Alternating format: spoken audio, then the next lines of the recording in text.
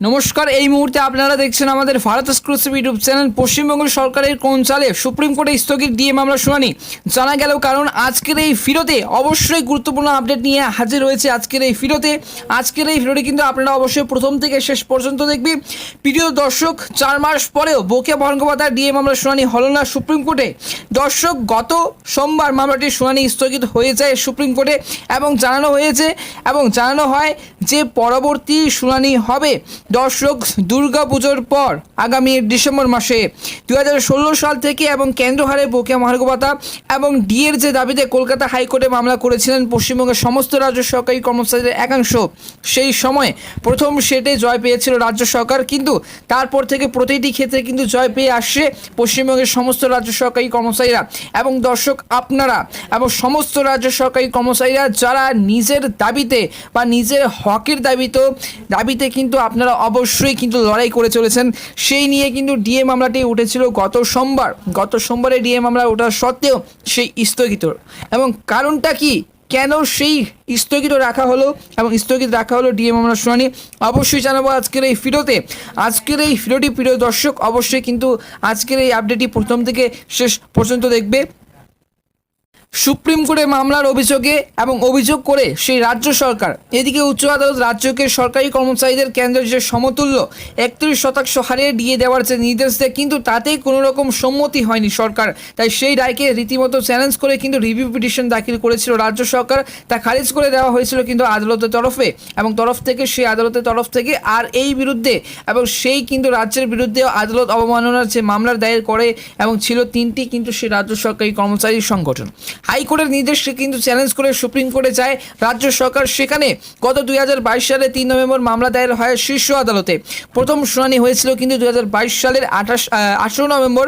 ওই বছর নভেম্বরের যে 3 তারিখ মামলার সমস্ত দিক খতিয়ে দেখে সুপ্রিম কোর্টের 2 বিচারপতি বেঞ্চ জানিয়েছিল যে রাজ্য সরকারি কর্মচারীদের ডিএ নিয়ে কিন্তু আরও বিস্তারিত শুনানির প্রয়োজন, আরও বিস্তারিত কিন্তু সময় লাগতে পারে। কিন্তু সেটাই কিন্তু হয়ে গেল গত সোমবার। সেই নিয়ে কিন্তু স্থগিত হয়ে গেল। বারংবার দিন পিছিয়ে যাওয়ার পরেও ক্রমশই কিন্তু শুনানি পিছিয়ে যাচ্ছে। দিনের পর দিন কিন্তু আন্দোলন করেছেন তারা। অনেক বুক ভেদে আশা করেছিলেন যে এই মুহূর্তে, যেটা 16 জুলাই গত সোমবার ডিএ মামলাটি কিন্তু জয় হবেই হবে। কিন্তু অবশেষে যখন গত সোমবার 60 নম্বরে মামলা উঠেছিল, তখন এত কিছুর পরেও সুপ্রিম কোর্টের সেই গত সোমবার সুপ্রিম কোর্ট থেকে ডিএ মামলা নিয়ে কোনো সুখবর না মেলায় হতাশা প্রকাশ করেছেন সমস্ত পশ্চিমবঙ্গের সমস্ত রাজ্য সরকারি কর্মচারীদের একাংশ। তাদের ধারণা ছিল যে 60 নম্বরের যে ডিএ মামলা থাকলেও কোথাও কিন্তু গিয়ে অনেকে ভেবেছিল যে রাজ্যকে হয়তো এইবার পরাজয়ের মুখে পড়তে হবে বলে কিন্তু আশা করেছিলেন সমস্ত রাজ্য সরকারি কর্মচারীদের একাংশ এবং রাজ্য সরকারি কর্মচারীদের একাংশ। কিন্তু সেইগুলো কিন্তু সবটা আবারও কিন্তু পিছিয়ে গেল। এবার প্রশ্ন হচ্ছে যে কেন গত সোমবার ডিএ মামলাটি কিন্তু শুনানি হয়েছে এবং শুনানি হওয়ার কথা ছিল, শুনানি হয়নি। কিন্তু শুনানির মতো কিন্তু সেই নির্দেশ দিয়েছিল যে শুনানি হবে।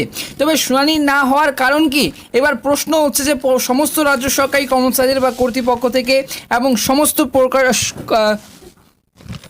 সমস্ত রাজ্য সরকারি কর্মচারীদের কর্তৃপক্ষ থেকে যে সমস্ত রাজ্যের সমস্ত ব্যক্তি এটাই প্রশ্ন করেন যে শুনানি হওয়ার কারণ কি, শুনানি না হওয়ার কারণ কি।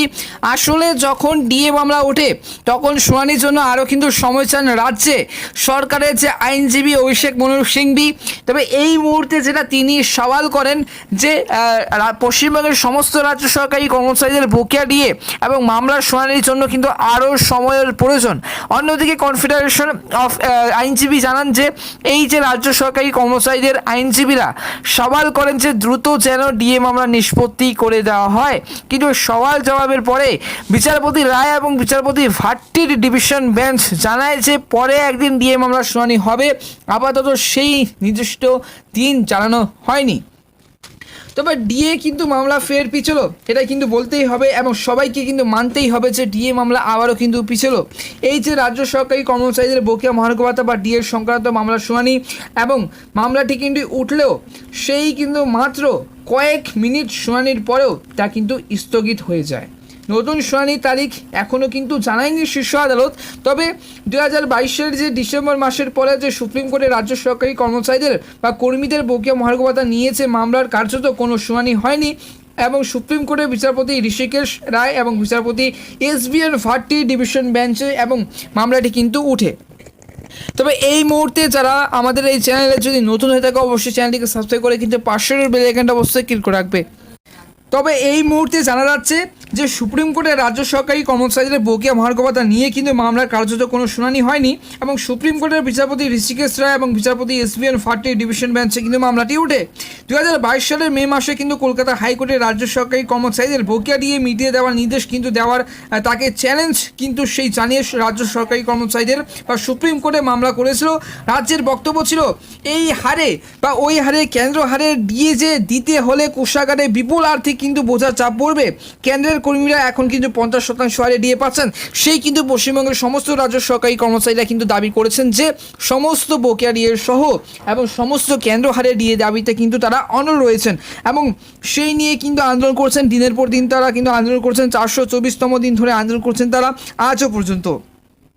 কেন্দ্রের কর্মীরা এখন 50% হারে ডিএ পাচ্ছেন, সেখানে রাজ্য সরকারি কর্মীরা পাচ্ছেন মাত্র 14% হারে ডিএ। 1 জুলাই বেতন মাস থেকে কিন্তু 4% ডিএ বাড়ার কিন্তু কথা কেন্দ্রের, তখন এই যে ফারাক এবং পার্থক্য বেড়ে যায় কিন্তু 40%। আজ শেষ বেলায় এবং সুপ্রিম কোর্টে যে মামলাটি উঠলে রাজ্যের আইনজীবী অভিষেক মনু সিংভি জানান যে মামলাটির সঙ্গে যেহেতু একাধিক কিন্তু পক্ষ জড়িত রয়েছে তাই মামলাটির কিন্তু আরও বিস্তারিত শুনানি প্রয়োজন। আন্দোলনকারীদের পক্ষ থেকে এই যে দাবি যে করা হয় যে পঞ্চম বেতন কমিশনের যে সুপারিশ অনুযায়ী ডিএ যে দিতে হবে তা আগের কিন্তু শুনানি সময়ে কিন্তু সে স্থির হয়ে যায় এবং স্থির হয়ে গিয়েছে। অন্তর্বর্তী নির্দেশও কিন্তু রাজ্যের কর্মীদের পক্ষে রয়েছে। সুপ্রিম কোর্ট জানায় যে বিষয়টি নিয়ে বিস্তারিত শুনানি প্রয়োজন। আন্দোলনকারীদের আইনজীবী রায় দুর্গাপূজার পর যে আগে দেওয়ার যে প্রশ্নে সবার করলে এই যে বেঞ্চ জানায় দুর্গাপুজোর পশ্চিমবঙ্গের সমস্ত এবং পশ্চিমবঙ্গের জন্য প্রধান উৎসব হলেও কিন্তু সেই কর্মীদের সংগঠন জানিয়েছে এই রায়ে তা হতাশা। আজ সেই কিন্তু সুপ্রিম কোর্টে এবং মামলাটি উঠলেও রাজ্যের যে আইনজীবী এবং সেই আরেকবার বলছি যে আইনজীবী এই যে অভিষেক মনু সিংভি কী জানান অবশ্যই কিন্তু আরেকবার তো আপনাদেরকে বলে দিচ্ছি যে মামলাটির সঙ্গে যেহেতু একাধিক পক্ষ কিন্তু জড়িত রয়েছে তাই মামলাটির কিন্তু আরও বিস্তারিত শুনানি প্রয়োজন। এই যে বক্তব্য তাদের এবং তার মনু সিংভির বক্তব্য যে মামলাটির সঙ্গে যেহেতু একাধিক কিন্তু পক্ষ জড়িত সেই নিয়ে কিন্তু মামলাটি আরও বিস্তারিত আলোচনা প্রয়োজন এবং আন্দোলনকারীদের পক্ষ থেকে দাবি করা হয় যে পঞ্চম বেতন কমিশনের যে অনুযায়ী এবং কমিশনের সুপারিশ অনুযায়ী ডিএ যে দিতে হবে তা আগের শুনানির সময়ে যে স্থির হয়ে গিয়েছে। অন্তর্বর্তী নির্দেশ কিন্তু রাজ্যের কর্মীদের পক্ষে রয়েছে। সুপ্রিম কোর্ট জানায় বিষয়টি নিয়ে বিস্তারিত শুনানির প্রয়োজন, আরও শুনানির প্রয়োজন এবং কিছুদিন পর আন্দোলনকারীদের আইনজীবীরা রায় এই যে দুর্গাপুজোর আগে দেওয়ার প্রশ্নে সবার করলে বেঞ্চ জানায় দুর্গাপুজো পশ্চিমবঙ্গের জন্য প্রধান উৎসব হলেও দেশের জন্য নয়। রাজ্য সরকারি কর্মীদের যে সংগঠন জানিয়েছে এই রায়ে তারা কিন্তু হতাশ। এবার কিন্তু কোনো আপডেট কিন্তু আসেনি, অবশ্যই কিন্তু সেই নিয়ে কিন্তু আপডেট আসবে। অবশ্যই কিন্তু আমাদের এই চ্যানেলটিকে সাবস্ক্রাইব করে পাশের বেল আইকনটা অবশ্যই ক্লিক করে রাখবে এবং ডিএম আমরা সর্বপ্রথম পাওয়ার জন্য। ধন্যবাদ।